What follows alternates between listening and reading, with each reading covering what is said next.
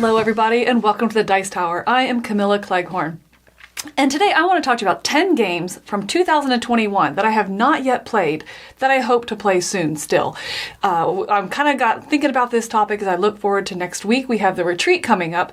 Unlike the conventions that we run, this is the opportunity as us for staff that we really get to play games. It's just 24 hours a day gaming. Whenever we want, we have the whole library there, and it's really kind of a catch-up time for people, especially myself, where we have a lot of games coming through the office. So I'm really excited to play some of these titles, some of these games from 2021 that I haven't had a chance yet to.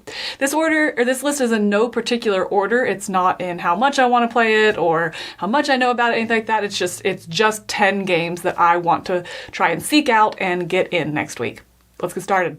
All right, first up is a game that is in the Dice Tower library, so I'm definitely going to try and get this one played, and that is Overboss, a boss monster adventure. This has one of my favorite mechanisms, which is open drafting. I love tile placement on grids. It has a lot of those different things and kind of pattern building going for it. I'm really excited to get this one. I've watched a couple playthroughs, and I just really think that I'm going to like that mechanism of open drafting. You take two things and try to maximize what you're taking to put out on your grid and see what you can do. So one of the first ones I want to try and seek out is Overboss. The next one I want to talk about is In Too Deep. This is one that I don't know a lot about gameplay-wise, but I remember when it was on Kickstarter just really being drawn in by the world and the syndicate and trying to overcome the syndicate and just the artwork of it, the poppy colors. It just had a lot going for it that I like. I didn't back it on Kickstarter, and it's one that I unfortunately haven't had a chance to play. I know that it has some hand management in it, and it's set in a setting that I like, and aesthetically it's just checking all those boxes for me. So another one I want to try to get to the table is In Too Deep. All right, the third game I want to talk about here is one of Mike's favorites, actually. It's Mind Management. This is a hidden movement game or one versus all game in which one player is trying to go out and through espionage trying to create or rope in new recruits, and the others are rogue agents trying to take down that rogue agent and stop the recruiting. I really like this idea. I think one versus many is difficult to do in a way that I like, but this one, just given all the praise of it, and I love it. Again, aesthetically, y'all know I'm a shallow gamer, right? Mike keeps telling me he's going to teach me this game, but it's been a year, buddy. What gives? Hopefully next week I'll be able to play it with him or play it with somebody that is willing to teach this game, so I'm really intrigued by Mind Management. Now, Trails is often compared to parks and summer camp, and I think it's just because of the theme and the visual look of the game on the table. But because of that, it's one that I'm really interested in. I really like parks. I really like summer camp. I really like the outdoors. It looks like a pretty simple gameplay, and I just have not had a chance to get this to the table. So Trails does a lot of things that I like thematically, and again, I know that it's very different games than parks and summer camp, but they kind of get lumped in together, and if that's the case, then I'm really excited, and it's one I can't wait to try as well. So from 2021, Trails. Speaking of Trails, I said because it's kind of similar to it, has nothing to do with Trails. I'm actually talking about Parks Nightfall here. But speaking of it, I have played Parks. I do really like it, but I have not had a chance to play that expansion. I've played the second expansion, the one that recently came out, the wildlife one, but I've not played Parks. And I've heard great things about it, that it really brings a lot to the gameplay and the strategy, and it's absolutely stunning artwork. And so I'm interested because I do really enjoy the simplicity of Parks, and I find it to be a very relaxing game, and I want to see what bringing this Nightfall expansion to it. So this one is an expansion, Parks Nightfall. Now, Lawyer Up, from when I first heard about it, I was really interested in this game. I think thematically, Lawyer Up is doing something different, and I'm really interested to see how it plays out. So in Lawyer Up, you're in a courtroom, and one of you is playing for the prosecution, the other's for the defense, and you're trying to lay down your arguments in order to sway the jury your way. I think that, and that's done through like different card play. I think that is really fascinating. I was in the law field before coaching. I was in the law field as well, and so that's just something that I already have an interest in, and a little bit of experience. And I just think that to bring that to this environment, this spectrum, this board gaming is really interesting and unique, and from what I can tell, this is doing something, it's trying something different.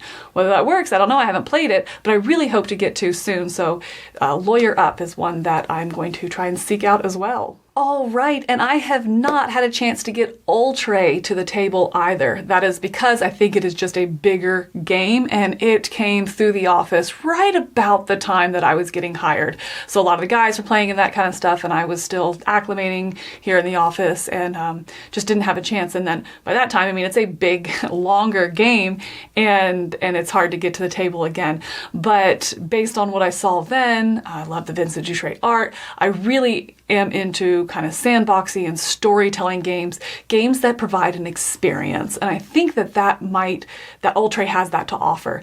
And I want to kind of seek out that experience and visit that world, So I think next week at the retreat, this will be a great time to try this game because you have time to do it. And there's a lot of other people, that haven't had a chance to get to the table. So it's in the Dice Tower library, and this is definitely one I'm going to prioritize getting to the table next week is Old Trey. All right, so Old Trey was kind of a big game, and I said I haven't gotten to the table because it's so big and takes so long. This game is kind of the complete opposite of that. This is going to be the Whatnot cabinet.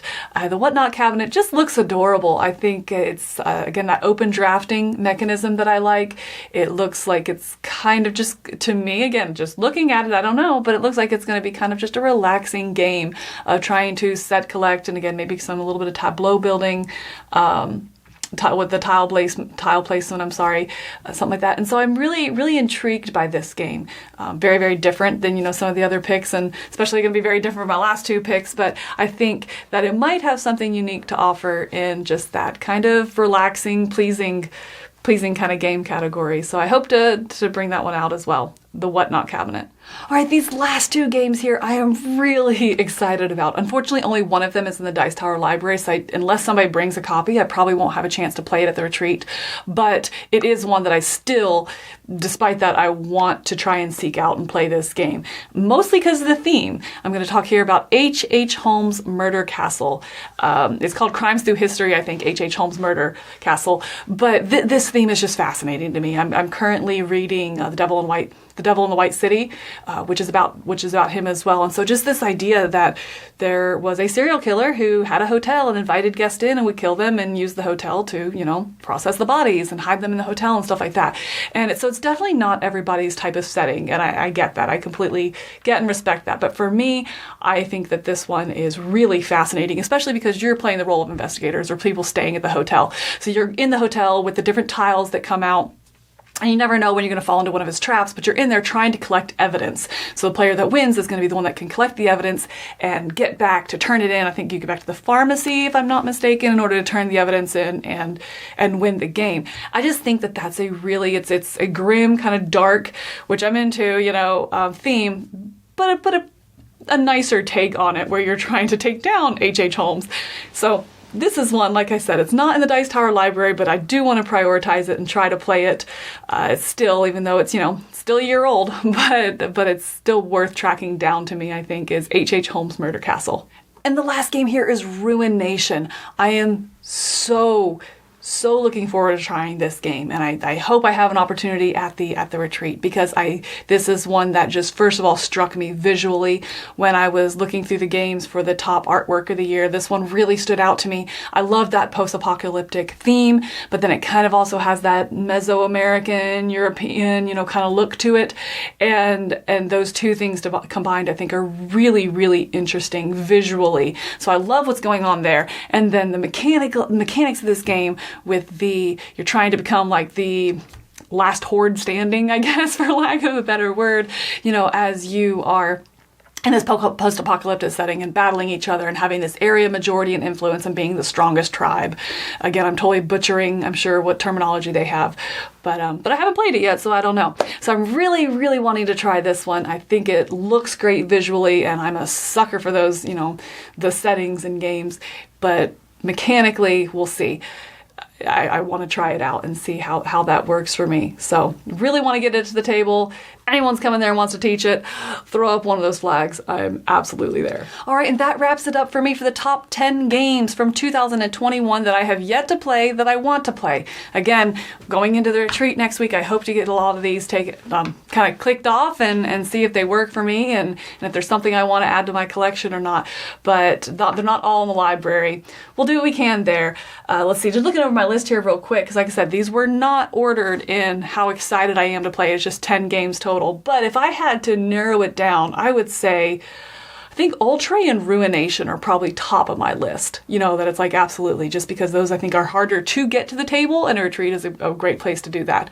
But overall, outside of the retreat, oh man, maybe Mind Management, just because Mike has talked it up so much. And he keeps telling me he'll teach me, and it hasn't happened. It's been a year, Mike. What gives? How about you? What games from 2021 have you not played yet? Let's talk about them in the comments below. Until next time, I'm Camilla Cleghorn. Thanks for coming by.